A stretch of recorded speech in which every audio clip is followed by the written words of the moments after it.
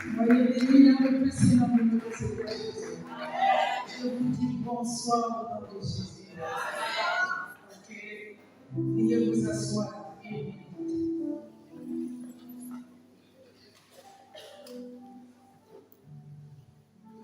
Soyez bénis les merveilleusement. Soyez bénis. Soyez bénis les mamans qui sont assis. Soyez bénis ceux qui ont fait un petit cela.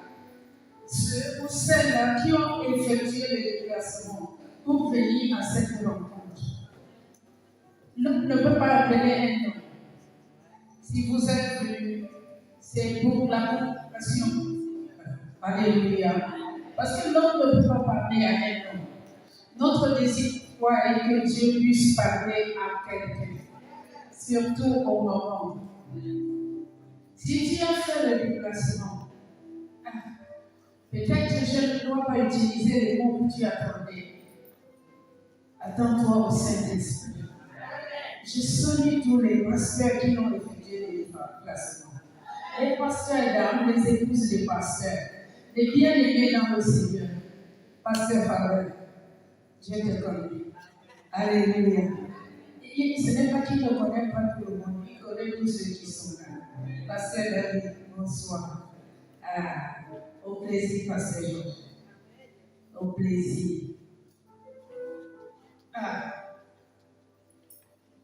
Je peux offrir ce soir parler du leadership féminin.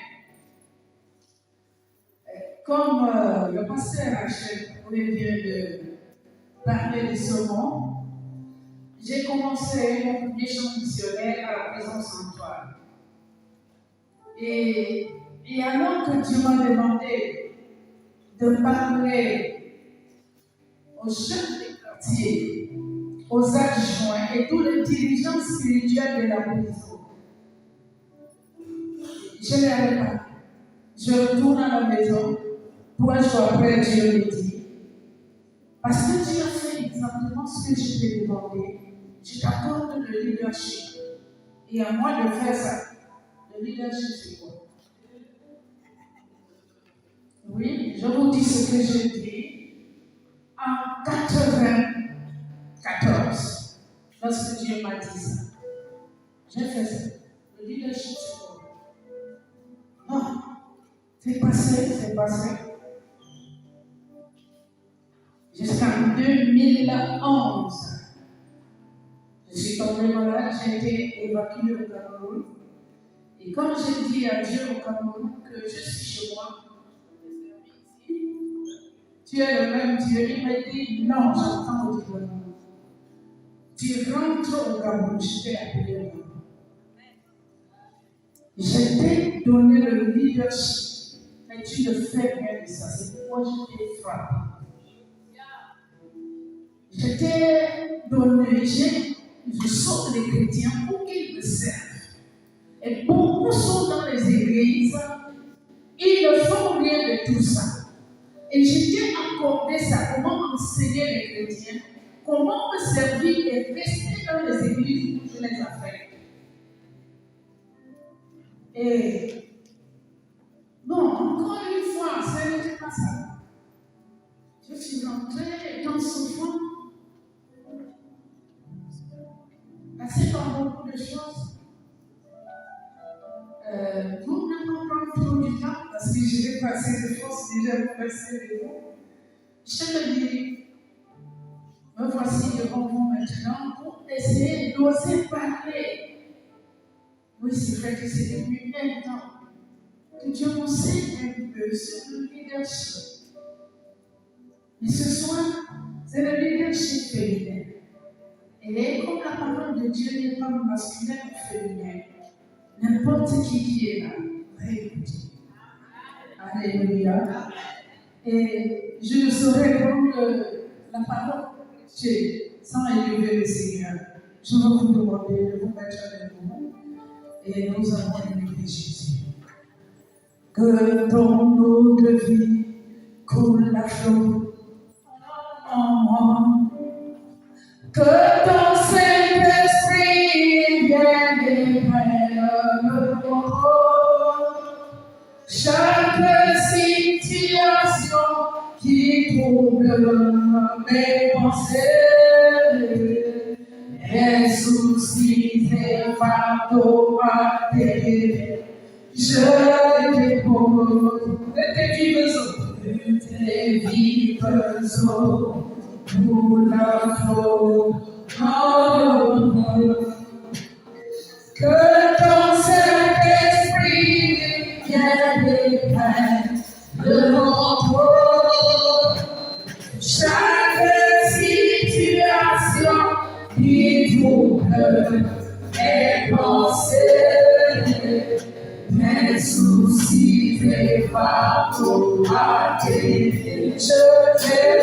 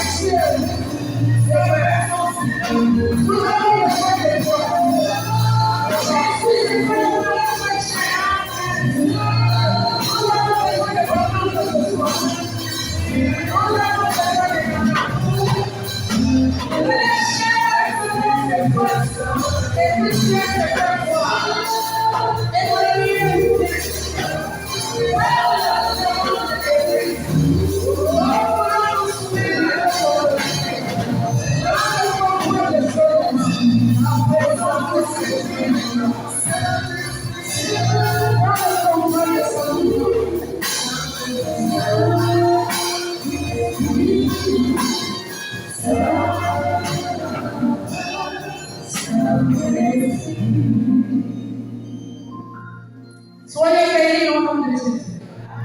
Acclamons le Seigneur. Acclamons Jésus. C'est lui qui nous a rassemblés ici. Acclamons le Seigneur. J'aimerais que tu bénis la prière à toi. La Bible dit qu'il est béni de la famille. Il a brisé la Bible et l'iniquité. Nous les racheter. On vous attend aujourd'hui les élus. Finalement, on va dire après. Pour être élu. Lui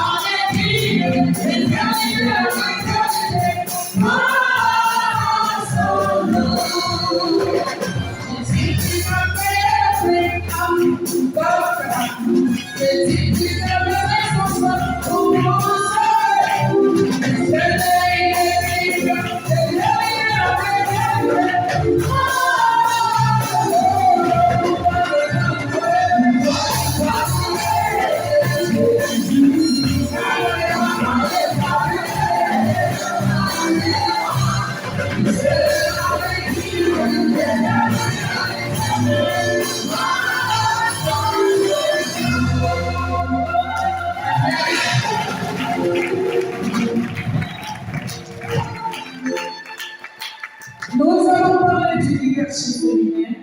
Veuillez vous asseoir. Mais permettez-moi, les femmes qui sont là ce soir, les servantes et les futures servantes qui sont là, permettez-moi d'introduire la femme et l'appel de Dieu dans sa vie. Comment est-ce que Dieu appelle la femme? La femme est l'appel de Dieu dans sa vie. Voyez-vous les bien-aimés, dans la Bible, si nous prenons depuis l'Ancien Testament, nous verrons qu'à chaque fois où Dieu veut interpeller un homme, on nous montre le verset. On nous dit ce que Dieu a dit à cette personne. Et là, pour les hommes, Dieu les interpelle en leur disant ce qu'ils vont faire. Mais Dieu ne traite pas de même avec les femmes. Non. J'ai parcouru la Bible, aller et retour. J'ai vu que Dieu ne fait pas la même chose. On sait que Dieu a appelé Abraham dans Genèse 12. On sait que Dieu a appelé Moïse dans Exode au chapitre 3. Aaron, son frère, Exode au chapitre 4.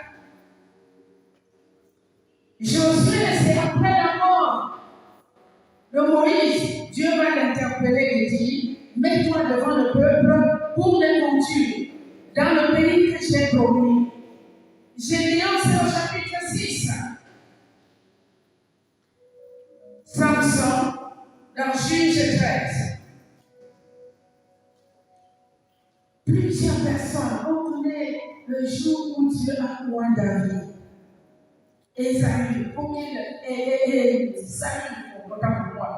qu'il devienne roi. Et il a été oint dans un roi au chapitre 19. Jérémie, il fait la déclaration en disant, avant que tu ne sortes du sein maternel, je t'avais déjà déclaré prophète de nation. Et comme nous sommes dans l'Ancien Testament,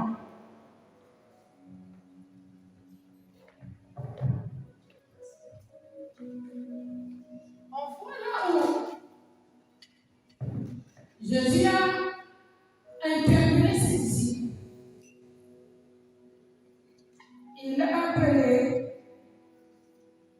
la Bible dit dans Matthieu 4, 18 à 22. Quand il marchait le long de la mer de Galilée, il vit deux frères.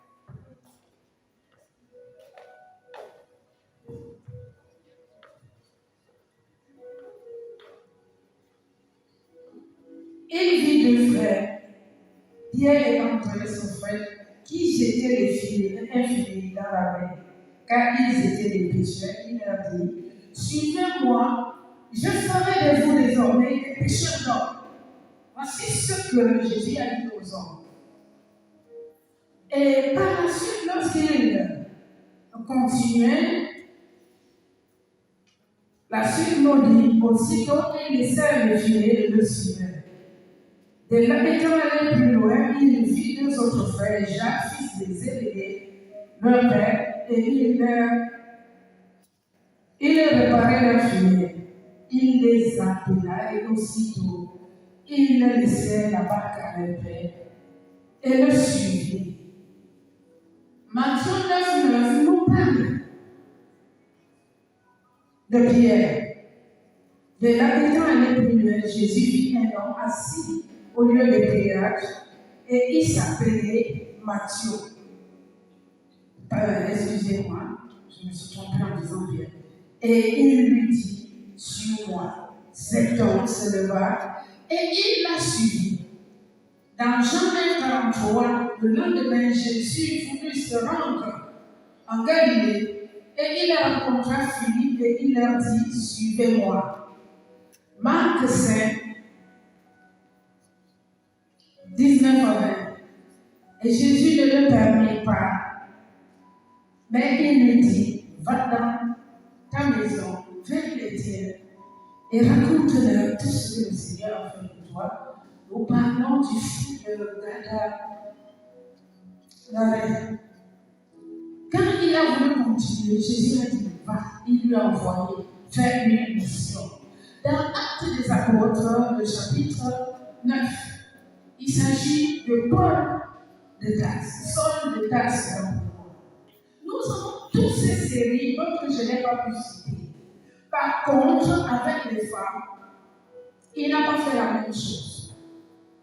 Jésus n'a jamais dit aux femmes, suivez-moi, je vous ferai des pécheurs d'hommes.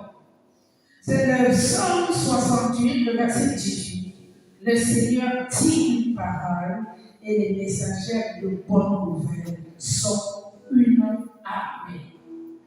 Le Seigneur dit ce message-là où entre lui et la femme. Ça peut être dans son sommeil, ça peut être dans sa communion avec Dieu. Et Dieu lui communique une pensée. Dieu lui dit ce qu'il attend que la femme fasse pour lui ou pour le plaire. Dieu n'interpelle pas les hommes comme il interpelle les hommes. Nous regardons l'Ancien Testament. Déborah a été juge. Elle a été prophétesse. À quel moment Dieu a dit désormais tu seras prophétesse? On ne voit pas. Nous avons Hulda, la prophétesse. Nous ne voyons pas à quel moment Dieu l'a appelée. On ne voit pas dans l'Ancien Testament. Même dans le Nouveau Testament. La Bible nous dit dans Matthieu 4, 14 à 15, Jésus se rendit ensuite à la maison de Pierre, dont il vit sa belle-mère couchée et ayant la fièvre. Il toucha sa main et la fièvre la quitta, puis elle se leva et le servit. Voilà le contact. Dieu l'a guéri et elle se met au service de Dieu. Oui. Elle n'a pas qu'il y ait des soins de paroles. La Bible nous dit que la femme samaritaine a rencontré le Seigneur au but. Quand elles ont fini l'échange de l'entretien, elle déposa la cruche et elle est allée en Samarie prêcher. À quel moment Dieu a dit je t'envoie prêcher? À quel moment? Mais là, voilà le champ missionnaire en train de prêcher. Non. Si la femme dit non, Dieu non, peut-être tu n'étais pas attentif. Peut-être tu n'étais pas sensible lorsque Dieu a parlé. Dans le livre de Luc, au chapitre 7, 33 à 34, voici une femme pécheresse qui se trouvait dans la maison du pharisien, apportant un vase d'argent plein de parfums. C'était derrière, au pied de Jésus, puis elle pleura, et elle mouilla les pieds et les mains, puis les essuya avec ses cheveux, et baisa les pieds de Jésus et oignit de parfum. Elle s'est mise, Jésus a dit, elle a fait une bonne action à mon égard. Elle m'a oué avant de se toi de moi. Pour les femmes, ça vient seul. Ça vient seul. Dans l'une d'eux, il y avait aussi une prophétesse, Anne, fille de Phanuel, de la tribu d'Azer. Elle était avancée en âge. Et elle avait vécu 7 ans avec son mari depuis sa virginité. Restée veuve et âgée depuis 24 ans, elle ne quitta plus le temple et elle servait Dieu nuit et jour dans le jeûne et la prière. Dieu, montre-nous le verset d'appel. Nous sommes intéressés. Nous voulons voir ça. Luc 21 à 4.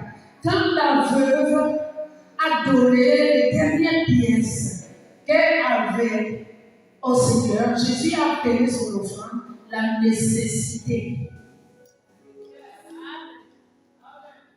Elle a donné de son nécessité. Il a même dit, tous ces hommes-là ont donné le superflu. Oui, pour la femme, ça vient seul.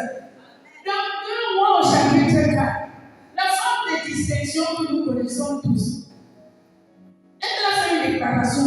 Elle a dit à son mari que je vois que cet homme qui passe toujours ici était saint homme de Dieu. Oui, la femme a l'exception pour voir les choses. Pour voir les choses comme Dieu veut. Elle dit, je vois que pour lui, là, ce n'est pas le faya. Il ne veut pas lui. Je vois que cet homme était saint homme de Dieu. Pourquoi? Elle a s'était investie dans le ministère de l'Élysée. Elle a dit, on peut l'inviter, il vient souvent manger. Après le manger, il a construit la chambre bas. Pourquoi? Ce qu'elle a ressenti, c'est qu'elle a vu. Moi, je vois que pour elle, pour lui, là, autant pour moi. Il n'est pas le faux.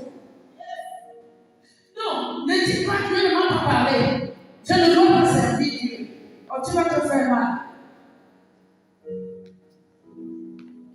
Une fois Déborah dit, les hommes étaient sans force. Moi, je me suis levée. Voilà son appel. Oui, voilà son appel. Il ne dit pas que j'ai entendu une voix. Non.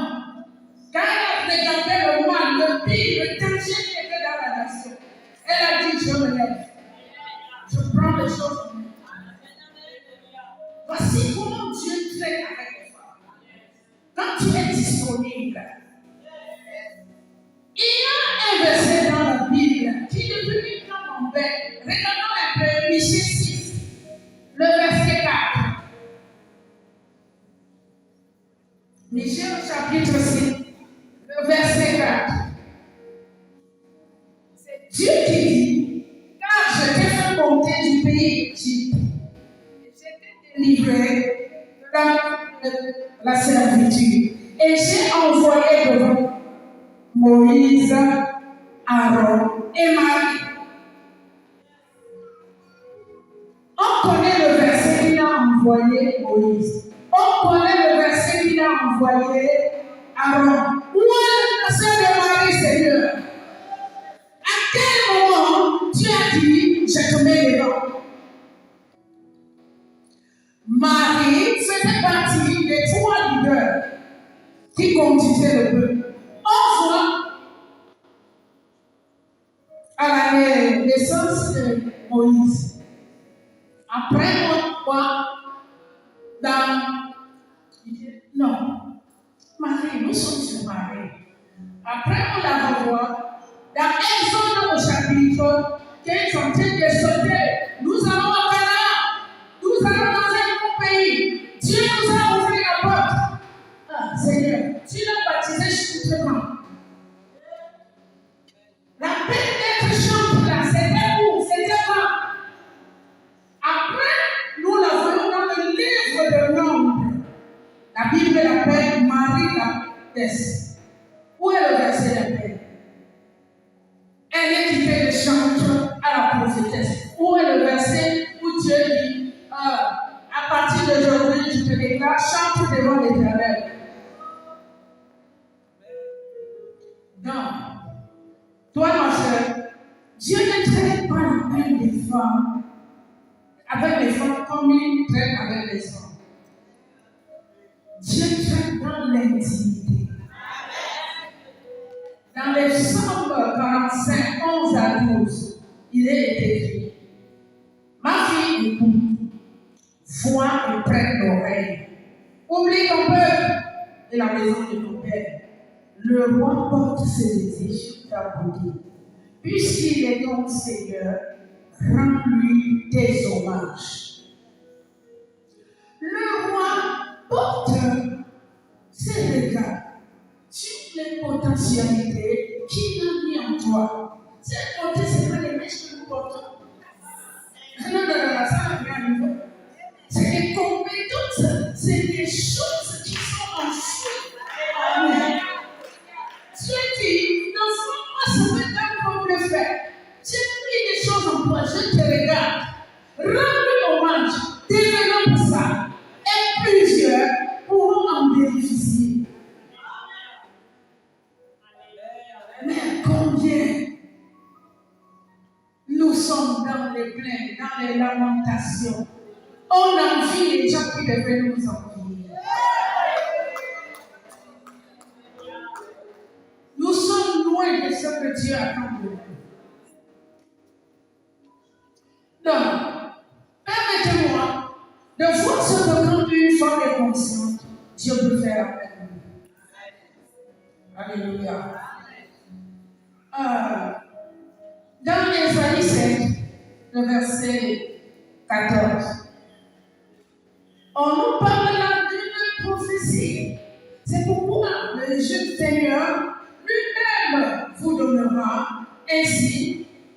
Voici, la jeune fille deviendra enceinte et elle enfantera un fils et on lui donnera le nom d'Emmanuel. Matthieu 1, 21 dit: elle enfantera un fils et tu lui donneras le nom de Jésus et c'est lui qui sauvera son peuple de ses péchés. Qui s'occupe de ça là?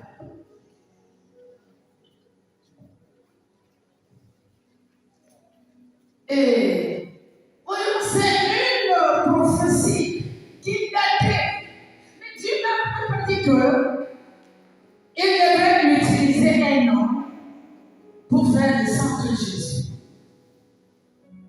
Il a parlé d'une jeune fille, d'une vierge. Et des années après cette prophétie, on nous dit au 6e mois, l'ange Gabriel fut envoyé vers Marie. Et lorsqu'il entra dans la maison, il dit à Marie: je te salue, toi à qui une grâce a été faite. Le Seigneur est avec toi. Alléluia. Marie n'était pas comme nous. Marie a commencé à réfléchir. Pourquoi quand les gens dorment, l'ange vient de saluer? Oui, la Bible dit troublée par cette salutation. Elle n'a pas dit le salut c'est quoi? Oh, tout le monde prie. Dieu peut saluer, l'ange peut saluer tout le temps. Elle a dit, la Bible dit troublée cette salutation. Elle a dit tout peut signifier. L'ange a dit, oh, elle est intéressée. Elle est intéressée. L'ange est revenu. Oh, c'est que tu as trouvé grâce aux yeux de Dieu. Grâce, oui. Dieu veut que tu descendes Jésus du ciel, tu le mets sur la terre. Et ceci nous dit, le salut nous a été accordé par grâce. Marie n'était pas la seule vierge de son époque. Oui, il y avait plusieurs vierges. Et la grâce lui est trouvée. De même que nous ne sommes pas les seuls pécheurs de notre génération. Et quand cette grâce vient nous trouver, on est plutôt dans les frustrations de voir ce que la grâce nous prive.